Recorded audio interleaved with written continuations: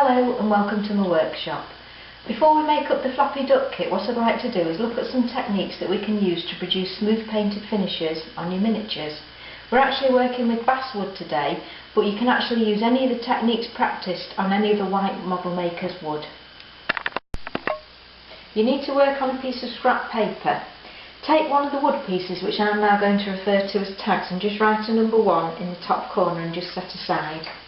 And now I want you to take the piece of abranet and place furry side down. Take another wood piece and I want you to rub it across the abranet backwards and forwards several times. And then just tap it and get a clean piece of kitchen towel and just rub it. And you'll notice that that's smoothed the surface of the wood, and I want you to write a number 2 on that. Now, just taking back tag number 1, I just want you to feel the surface of the 2 wood pieces and notice how much that abranet has smoothed off the wood, and that's even before we start to put any paint effects on there.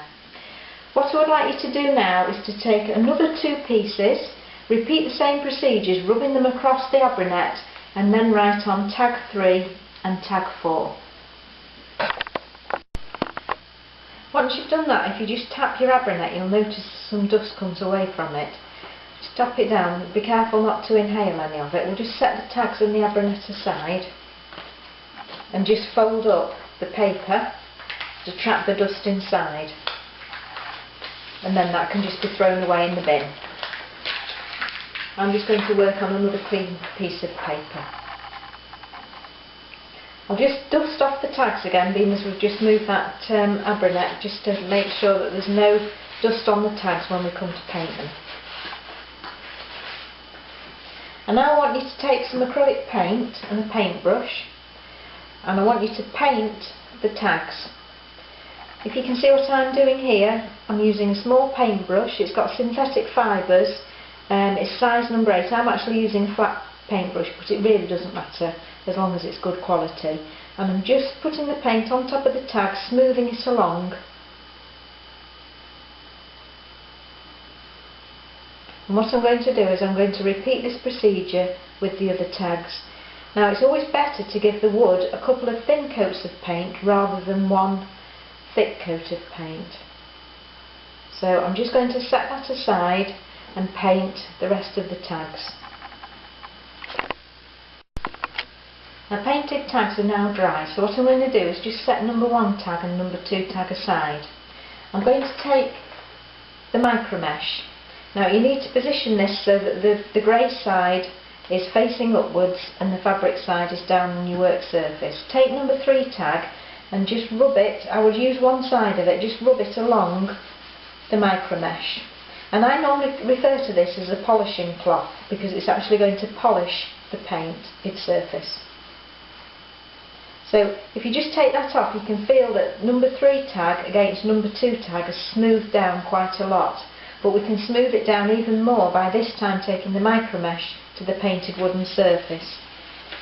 So I'm just rubbing again with the grain of the wood like we did before. And you can see that that's starting to give that wood a really nice soft sheen. And again, if you feel that against number 2 tag, you can feel how it's really smoothed that down. Take tag 4, and on top of the abranet, what we're going to do is just very carefully and very gently just rub it across the surface of the abranet, again the furry side down. What you don't want to do, if you can help it, is to remove any of the paint. We're just literally smoothing off the painted surface. And you can see that it's just smoothed it off. It's just lightened the paint a little bit, but that is the problem if we use abranet on top of the painted finish. Next, we want to take the micro mesh again and just rub the painted surface on top of the micro mesh, again backwards and forwards, and turn it over, and then take the micro mesh to the painted wood surface and just give it a nice buff.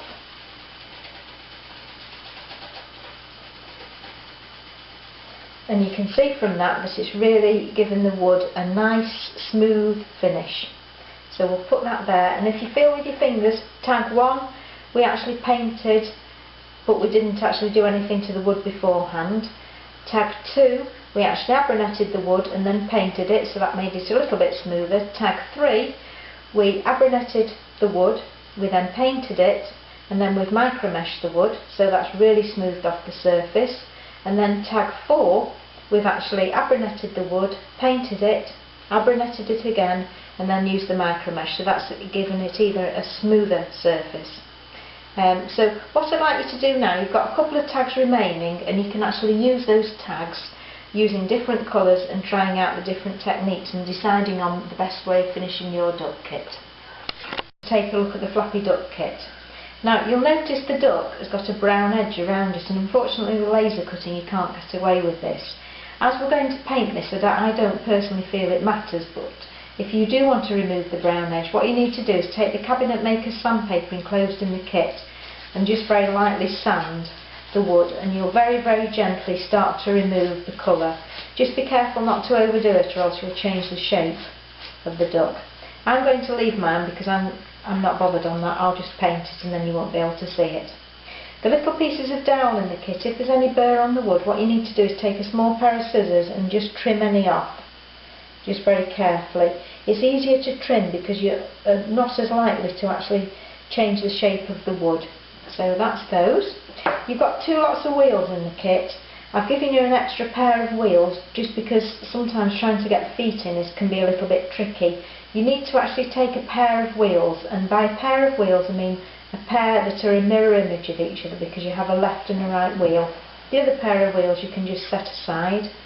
You've got a little tiny knob for the top of the stick, and then also you've got some Flappy duck feet which I've cut out for you, and another pair for you to try and cut out yourself. And basically you just need to stick the template on the balloon and use a small sharp pair of scissors to cut them out. So I'll let you have a go of that in your own time. Prepare and paint and polish the wood pieces as we've done before. You can see here that I've actually threaded the pieces that I'm able to onto the end of a cocktail stick, because it's much easier to hold them when you're painting. And then I've actually put them in some foam just to hold them while they dry.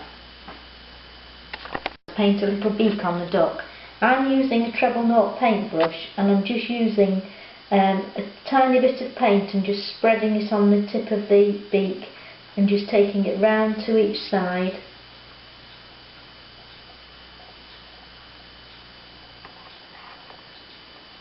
And there, I've painted the beak. Little eye on each side of the duck, so I'm just using a cocktail stick with some white paint on it, and I'm just going to dab a little tiny dot and then turn it over and do the same on the other side. Once that's dry, you need to actually take a little bit of black acrylic paint on the tip of a cocktail stick and just dab it into the bottom of the white eye, just to make a little eye for the duck, and do that on both sides. Take the wheels, and where the actual feet are going to go, there's a little opening.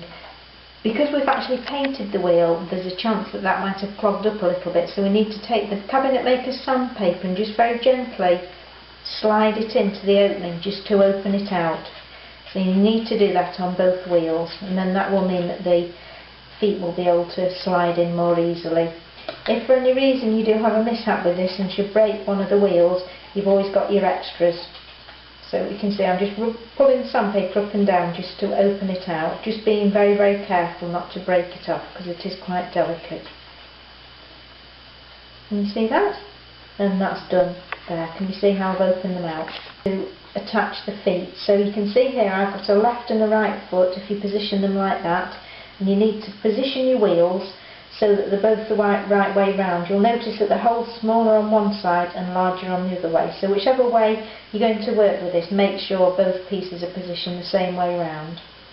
Take one of the feet, dip it into a little bit of tacky glue, and then just slide it into the opening in the wheel. It is a little bit tricky this, but if you're careful and manoeuvre it carefully, it does go in. Can you see? Got one in there. And then the next one, I'm just going to dab in this glue again. And then just position it into the little gap. So you can see, even though it is tricky, it does work. And then the best thing to do is to just leave that to dry. I'm now at the final stages of finishing the workshop and constructing the Flappy duck. The little piece of dowel needs to go into one of the wheels. Where the hole is wider on one side, push it in that way and then push it in flush with the opposite side of the wheel. And just leave that to dry. Once that's dry, you can take the duck and slide that onto the dowel. And then just add a little bit of glue to the opposite end of the dowel and just slide on the other foot. It is a little bit tricky, but you'll be fine as long as you're careful with it. Now, what you need to do is when you put it on one way, just twist it round, because what actually happens with these feet, they actually flip round. So you have one foot at the front and then one foot at the back. And that's the right way for having a duck, so that as the duck walks around, there's always one foot over at the front.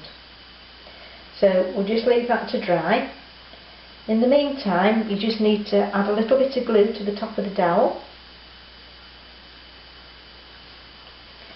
Just glue the bead on.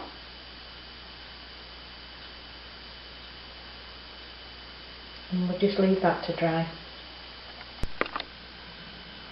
Right, we're just going to finish off and put the post in the Flappy Duck. You might find that the paint has filled the hole a little bit, so just take the cocktail stick and just open it out a little bit and it should be able to fit in fine. Just put a little bit of glue on the end of the post and just position inside the hole. If you can just twist it a little bit just to make it a little bit more secure. And then your Flappy Duck is ready to roll. Thanks for joining in my workshop. I hope you've enjoyed it and you'll be able to find these techniques that we've practiced really useful in other areas of your miniature work. Thank you.